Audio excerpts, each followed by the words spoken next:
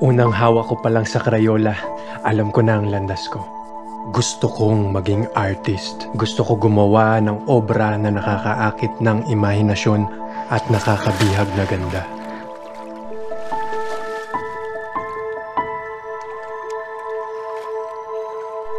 Tangina, sino yan? Anong bastos ka? Hindi ganito. Ginagamit mo ang pintura ko para mag-drawing ng kabastusan? Art ho ito! Ano makala mo sa sarili mo? Mayaman? Hirap lang tayo, boy! Gusto ko lang naman maging artist. Kailangan ko ng inspirasyon para nilalabanan ako ng buong mundo. Please, give me a sign!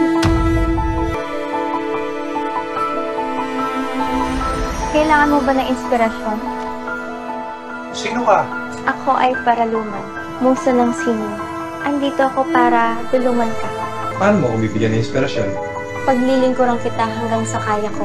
Pupukawin ko ang diwa mo at ilalabas ko ang pinakamalalim mong sining. Susunod ako sa lahat ng gusto mo at kailanman hindi kita iiwan. Bawal tayong maghawak. Maglalaho ako at mamamatay ka. I would like to introduce to you Tristan, it's a pleasure to meet you. Sorry nagkakilala na ba tayo dati? So I was wondering kung pwede bang magpa-commission sa'yo ng portrait ko. Walang problema ang pera sa akin.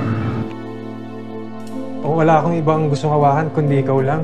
Paraluman, mahal kita. Pwede natin dayain ng sumpa.